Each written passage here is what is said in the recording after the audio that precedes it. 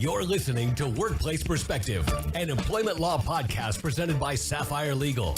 Workplace Perspective is a regular podcast series for employers and employees focusing on education, training, and the law to help organizations of all sizes develop and maintain successful workplace relationships. The opinions expressed by guests on Workplace Perspective do not necessarily reflect those of Sapphire Legal or its attorneys and should not be considered legal advice. And now, here's your host, founder and principal attorney at Sapphire Legal, Teresa McQueen. Thank you, James, and welcome everyone to Workplace Perspective, where we are striving to raise the bar at workplaces everywhere. Today, we are talking with author, researcher, and human resources professional, Ben Eubanks, about artificial intelligence in human resources. We love talking about the workforce of the future here at Workplace Perspective, and I cannot wait to hear Ben's thoughts on integrating artificial intelligence into the world of HR. It's going to be a great show. Don't go away. We'll be right back. The opinions expressed by guests on Workplace Perspective do not necessarily reflect those of Sapphire Legal or its attorneys and should not be considered legal advice. You're listening to Workplace Perspective, an employment law podcast presented by Sapphire Legal. And welcome to Workplace Perspective, Ben Eubanks. Thank you so much. Excited to be here. We're happy to have you. So, Ben, before we get started, why don't you tell our listeners a little bit about who you are and what you do? Absolutely. So, goodness, I'll keep this one short and sweet. As you mentioned, I'm an author, wrote a book called Artificial Intelligence for HR. I figure we're going to dig into that a little bit. I'm a researcher, so I try to understand what's happening at work right now, what the high-performing companies are doing we can all learn from, what are some of the lessons maybe we can stay away from, things like that. And so it's really fun to kind of have this perch and get to see what's happening in the broader world of technology and HR and try to figure out the best stories from both. All right. Well, that's what we're going to do. It's here to talk about. So we have done on the show, we've done a couple shows about artificial intelligence in the workforce, and I can see how integration is really going to move us forward, in terms of expanding capabilities and streamlining the workforce of the future, which I'm very positive about. I'm positive about this too, but I got to say, HR really just seems like one of those places we need to pause for a moment. Because just the complexities of HR and the issues that arise with fairness and accountability seem to warrant some serious thought when it comes to digital HR. So one of the things I want to do is I want to start by asking you sort of how you see artificial intelligence and HR sort of integrating. Sure. So there are certain things that AI is well suited to do, and there are certain things that it is not. And that's not just Ben's opinion of the world. That's what the research actually shows. And there's actually I'll give you some fun learning today. It's called Morvick's paradox. There's an AI term that looks at what things it's easy to teach an algorithm to do. And what they found is the things that are easy for us, like caring for other people, identifying emotions in others, being able to look around and say, this is what these things are, and identify 10 objects in the room you're in right now, that's really easy for us. But it's hard to teach an algorithm to do that. On the flip side, advanced statistics and calculus, if you look at my high school grades, you'll know that wasn't my thing. But algorithms I'm a lawyer. What does that tell you about me? Look, let's stay as far away from the math as possible. Thank you. Algorithms, it's easy to teach those to do that because it's very rules-based. There are specific parameters around it. There is a right and a wrong answer. And so the more uncertainty there is, the more we need a human in the mix. And that involves HR too.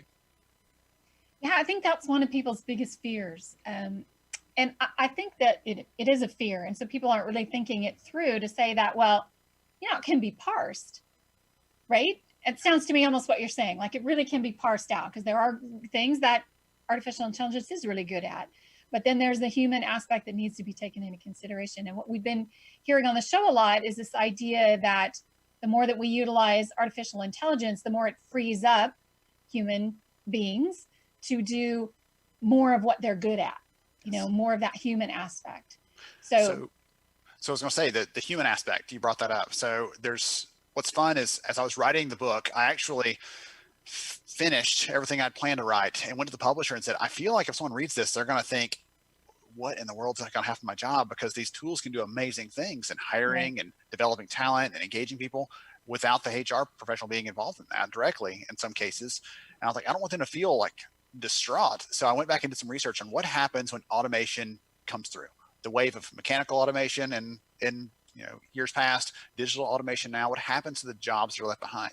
And the jobs actually become more human in nature. So we built this human skills model that looks at the 5 human skills of work: creativity, collaboration, compassion, curiosity, and critical thinking. And those are things that the data show algorithms can't do those things very well. And those are the human aspects. If we want to look at what parts of the job we really want to focus on, those are the pieces of it we really need to make sure humans are involved in.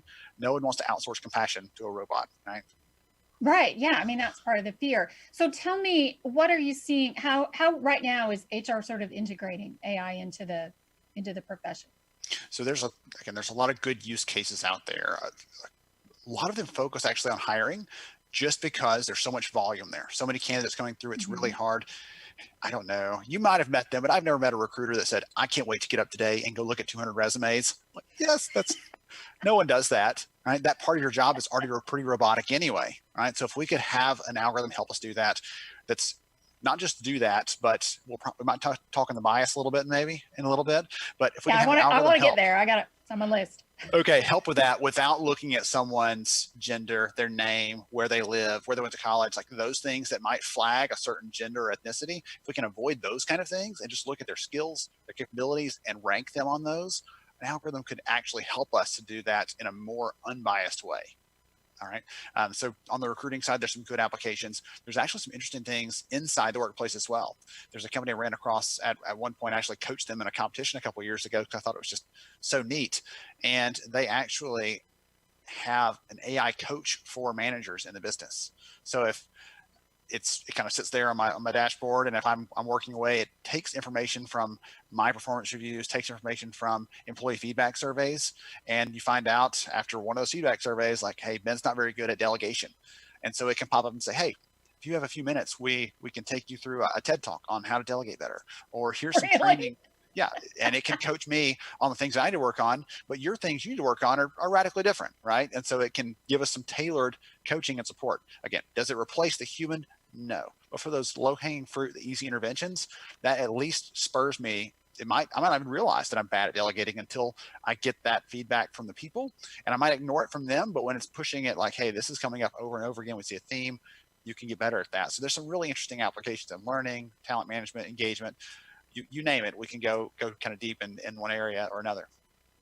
Cool. All right. So I want to talk about the data in a minute, but so that's some benefit, and I'll talk about some challenges. So let's give it fair play on both sides, because we know there are some challenges. So definitely the bias piece, and I'll actually give you a fun one you probably haven't heard before. There's actually research that shows humans are biased against algorithms and the predictions they make. It's called algorithmic aversion, and it's strangely enough, let's say I'll give you an example of what it looks like. If you give me a recommendation for where to go for dinner, and it's a terrible recommendation and I hate it, I'll be like, you know what? She's human. She messed up. It's okay. But if I rely on an app to do that and it gives me a terrible recommendation, I'll probably never use it again. All right. We don't give it that same kind of leeway. And so we're averse to that. But what's interesting is the data show, if I have the chance to put my own 2 cents into it, even if it doesn't change the outcome, it doesn't change the result, I'm still feel better about that recommendation. I still feel better about that. And it's kind of like talking about feedback, right? Yes. So if the algorithm is giving a recommendation to me and I'm like, well, I like these things and here's my favorites and here's my preferences, even if it doesn't change that top 3 ranking, it still gives me those same 3. I'm still more likely to believe it than I would before I had a chance to have my say. And from a candidate perspective, think about that. If you're a recruiter and you're trying to have this thing shortlist some candidates, you can go in and say, okay, we need to weight this more heavily. We need to make sure this is considered, even if it doesn't change that ranking fundamentally because it was already looking at those things. It makes us feel comfortable, like, okay, well, I've had my say so, and maybe the algorithm's right because it agrees with me. Strangely enough, that's one of the things that's involved there. But the bias piece too. So humans are biased. We know that. Algorithms amplify that bias. So if you and I make a bad decision once, it might kind of get skirted over. But if an algorithm looks at that and says, hey, that's the right decision, and I'm going to copy that across the entire spectrum, bad things happen. We can be even more efficient at making the wrong decisions. And so there's a story in the news a year or two ago about a large e-commerce company. They tried to use an algorithm to pick candidates out of their resume pool for which ones would be the best hires. Well, they had done a long history of hiring men, promoting men, giving good reviews to men. And so when they said, hey, algorithm, go pick someone to hire, it said, well, women are not good because you haven't hired them historically. Right. And so that's an example of how the things we're doing, it's not that the AI, when they actually started using it, they biased it with that data set they gave it. But there are other examples where AI comes out into the world, it's unbiased, and through how we use it, it becomes biased over time. So it's it's an interesting challenge. Both sides of that can happen, but again, there are some ways that it can prevent that bias if we're using it the right way. Yeah, that's one of the things I think is really interesting, this idea, and that's not a take on anything, but what comes to mind is like garbage in, garbage out. So if you're, putting in bad information, you're gonna get bad results. Yes. But I think that one of the biggest things about HR is it's so messy, right? HR is never clean. Nobody ever comes to you and says, oh, here's this perfect little problem wrapped in a bow, and it's very quick. It's a mess. It's always messy, and there's always a lack of data. So from a legal perspective, when you're asking, for more information, like I need this, I need that, can you tell me that? There's always something missing, whether it's a file, whether it's a piece of paper, or on the paper there's like blanks, somebody hasn't filled it out. I think that's what I worry about impacting that on the statistical side as well. Yes. Because it's, even if it's great, even if you've tried to address the inherent bias in algorithms, I worry about the completeness of the data or the authenticity of the data that's being maintained afterwards, right? Well, you're talking about paper too. I mean, that should be easier than actually connecting some of the systems. So on the technology side, put on my nerd hat for a second.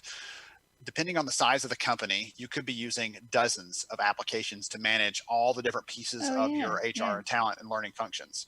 And AI requires data to work properly. Otherwise, I mean, I can train it on a data set and give it to you, but it's going to be a generic data set. It's not tailored to your company, your industry, your culture, like any of those things. And so to tailor it to you, I need a lot of data. And the problem is right now, a lot of those systems are sitting out there in silos and not connected, which makes it really hard for them to be accurate, or as accurate as they could be. It's a real challenge. So it's one thing that most companies know, that they realize that, and they kind of struggle with, okay, what are we going to do about it? When some company's implementing some tool that might help them with, automated video interviews to pick which candidate is supposed to be the best, in air quotes there, the best one, those are dependent on testing with that company, trying to get a custom data set from that company, but it's not always easy to do that. It's interesting though, but from some, going back to a positive perspective on the whole thing, I do think that if it can be,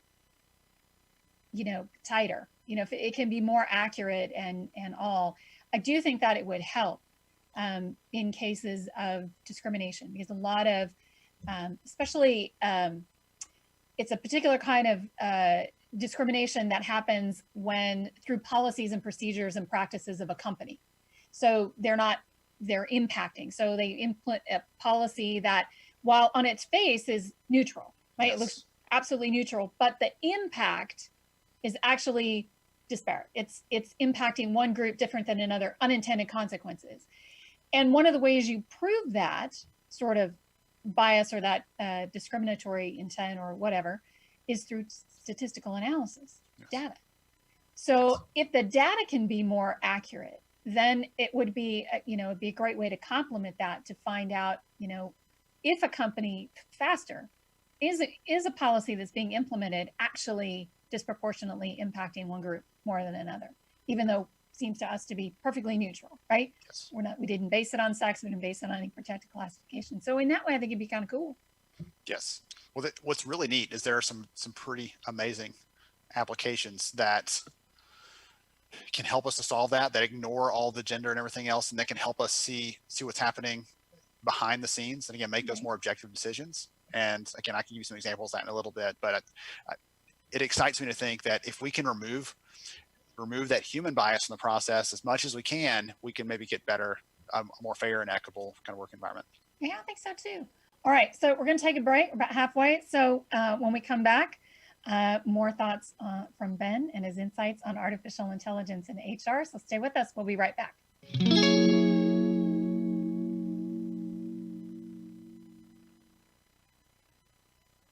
Adults with developmental disabilities deserve to have jobs, develop friendships, and live independently. That's why 40-year-old Project Independence exists. Our accomplishments are reflected in the successes our clients achieve doing things most take for granted. Importantly, 87 cents of every dollar raised by Project Independence goes directly to support specialized programs for people who need them. Whatever level of involvement is right for you, we hope you will help your often underserved neighbors. To get involved, call 714-549-3464 or visit www.proindependence.org. If you enjoyed today's show, do this. Share us, like us, give us a review on your favorite podcast app. It means a lot to us, and it ensures more people tune in and raise the bar at workplaces everywhere. Welcome back, everyone. We are talking with author and researcher, HR professional Ben Eubanks, about artificial intelligence in the workplace. So before we stepped out on break, you were talking about some examples. So why don't you elaborate on that a little bit more? Yeah, absolutely. So there's actually you mentioned disparate impact, and it's not a legal podcast without a mention of disparate impact. So, but I gotta throw my words around a little bit. Yes, let's use it all we can. So there was actually a company I wrote about in the book. Right now, I'm drawing a blank on their name, but they actually have the capability of looking at helping you figure out before you make a hiring decision whether this is going to have a disparate impact, because they're looking at the people coming in. They're not showing that to you. They're saying like, hey, by the way, before you make this hire, just know this. So they're giving that kind of flag. That's one of the interesting things that I think AI can help us do. Again, we're talking about this starting out, but the word I use is augment what we can do. Humans are great at certain things. Let's let us do those, and let's augment our capabilities with the stuff that AI is able to handle and automate for us. There's another company I ran across that you'll appreciate. They actually are it's a chat bot, but it collects anonymous inputs and anonymous feedback, whistleblowers, things like that from inside the organization, protects their identity, but passes those things on so that the person doesn't have to go to their boss or have to go to HR and feel like, someone saw me walk in here and the next day everything breaks loose and they're like, oh yeah, I saw her walk in their office. I know who blew that whistle. And so there are some ways to protect people, to make sure that we're trying to be equitable and trying to be fair with those things. It excites me to think about us looking at people for their skills, for their interests, for their desires in the workplace, not for other things that really shouldn't matter. How many years of experience you have or what school you went to and all those other kind of things. And it's so easy. It's so easy to overlook that in the day-to-day. Like, oh, you went to the same school as me. Well, let's have a conversation. And suddenly we're making you a job offer, even though there was a perfectly acceptable person over there that didn't get it. And if an AI tool can help shield us from that, can help us look just at your objective capabilities, everything else. One of the examples of that would be the resume blinding tools. If you and I applied, it wouldn't show our names, might show our initials, but it wouldn't show our names. It would just show our experience. It pulls your address off. It pulls off your, if you have a degree, it lists the degree, but it doesn't tell where you went to college, because those could indicate, your socioeconomic, everything else. And so they tried to figure out anything possible that could be an indicator and take those things off, because they didn't want that to harm you. So I'll give you an example of how far that goes. There was a company a couple of years ago that told me they had been demoing a tool that does predictive analytics that would tell you which people you should hire out of your resume pool. And they said, okay, show us what's under the hood. And the vendor was like, yeah, sure, absolutely. So they kind of pull back the curtain and they show them that the top two predictors of whether these candidates it was showing were going to be a good fit were if the person's name was Phil and if they had coached lacrosse in college or played lacrosse in college. You're like, what? But it had seen some current employee who had those factors, or a combination of current employees that had those factors. And it was like, oh, that must be good. And the algorithm started recommending anyone that had something related to those. And that's just how the algorithm can't make those kinds of judgment calls. It doesn't understand that. It made that connection, and it logically thinks it's okay. And it's not. And so there's an opportunity there. The thing that I tell HR leaders, now the thing that I'd tell you, I'd coach you. I was going to coach you to talk to a vendor that comes to you and says, hey, we've got AI. The response is, okay, but how do you solve my problems? And when they start talking about it, if they're saying, well, we actually look at the zip code for candidates to figure out where they are, like, well, that might indicate their socioeconomic status. Right. Right. We look at we look at this, we look at that. You HR professionals, typically, you have a job, because we don't always have this right, but typically they know the flags to look for when someone's looking at that. The challenge is some of the companies that start up, I'll say some of the companies that start up and start selling things like this to HR and talent professionals, they don't know those things. They don't realize you can't ask those questions. They don't realize that those things are on the no-no list. And so they might be making judgments on those and making recommendations for candidates, not realizing that that's a bad thing. So we've got to be vigilant about those kinds of conversations and have those things out in mind. Well, I do think that that's part of the human part. Excuse me.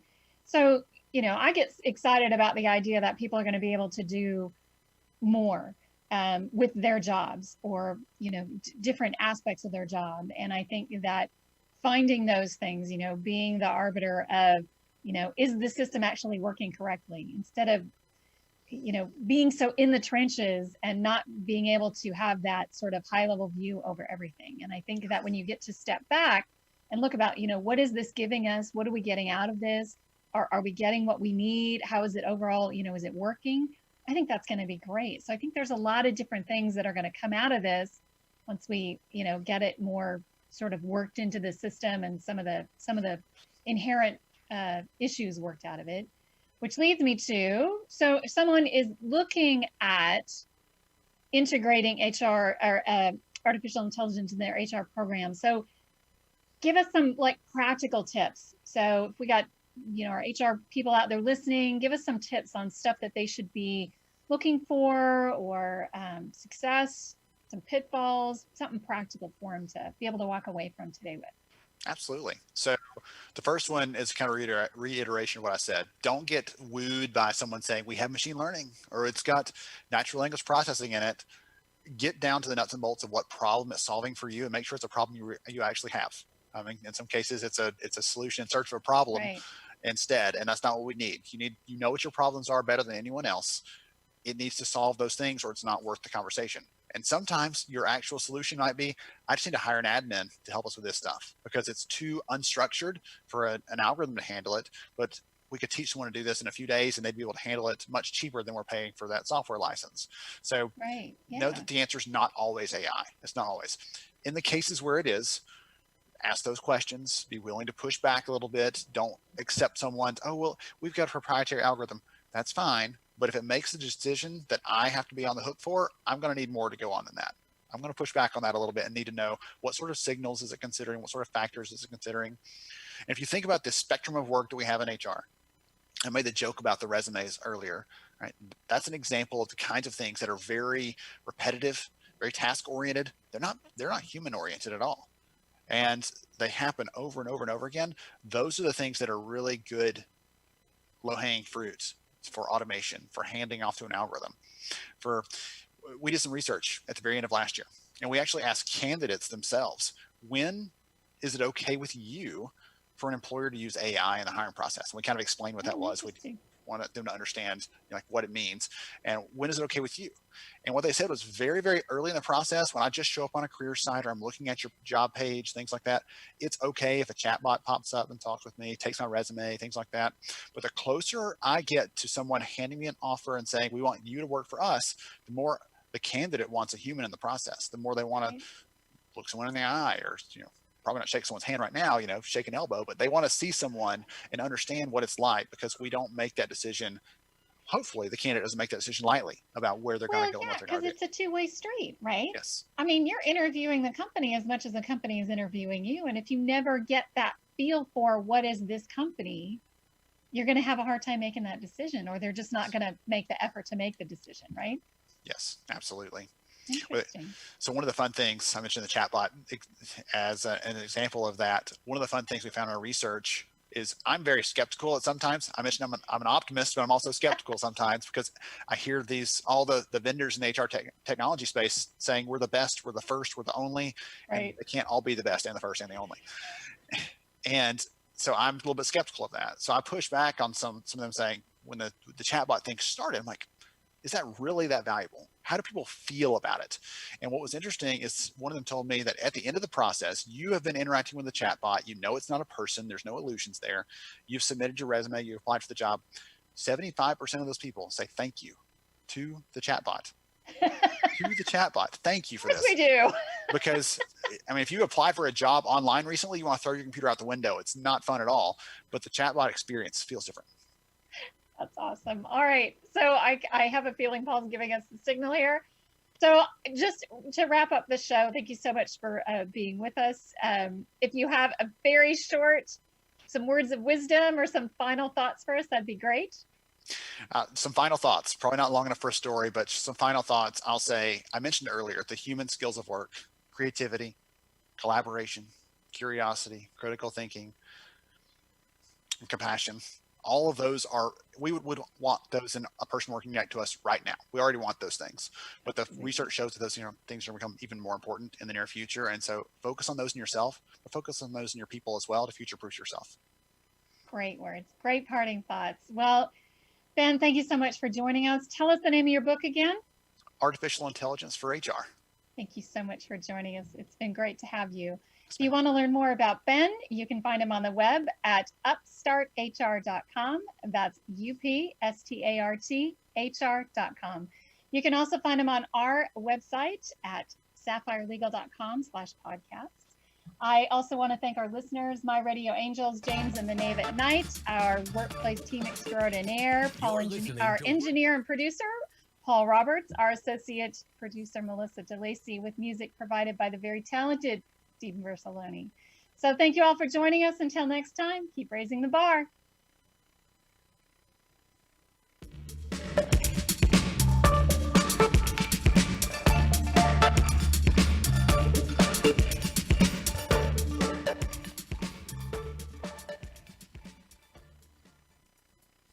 Okay, sorry about that. I pulled up the wrong one. I'll snip that little piece out there. Oh, not hearing any music. I'm just going with it. Yeah, exactly. Exactly. Well, thank you, Ben. Much Yes, success on your book. Thank you so much for joining us. We really appreciate it. So Great people thoughts. say thank you to a chatbot. Thank you for doing that here. Why wouldn't Yes. you? Thank you, little. I tell everybody when I for me. finally get on the video with them, like, I'm not just an unsophisticated chatbot, because I'm not, everyone don't have sophistication with chatbots. We so. had somebody on. There's a company called, I think it's like AI.x. I'd have to go look it up. But they sell basically a personal assistant chatbot, and the first one was a woman, and so it would and this person would write to you, like, I think her name was Amy, and it was Amy.xi, I think, or something like that. That was it, or something. Anyway, and so they said it became so realistic to many people, because she'd say, well, I'm Teresa's assistant. Can I find some time for you here? And she would use different language and so on. And people were complimenting, saying, oh, you got such a nice secretary. Or you got something. And some of them even wanted, how do I meet this person? Hey, I think I'd like to take her on a date. And he's like, this is nuts. This is... People are reacting like it's a human being just because we changed the algorithm and vary it to make it sound. What's gotten so good is a lot of the interaction, like the voice interaction, has gotten so good. I can't remember what it was. I was on something. I called something, and I didn't realize. It took me a minute to realize that what I was talking to was not a person. Yeah. I had that just the other day. Somebody called me on my phone and they started to say something and they broke up, and I said, excuse me, can you tell me that again? And I could tell that triggered another, well, many people ask that question and everything. And I'm like, oh, okay. So you had me tricked for a minute, but when I asked you a tricky question that was off the script that you didn't prepare for, a trick to, wow, All right. You got to get rolling. Charlie's going to hate me. Yes. No, he doesn't. Thank you so much, Ben. Absolutely. Thank you both. Had a good time. Have a good afternoon. Thanks. You too.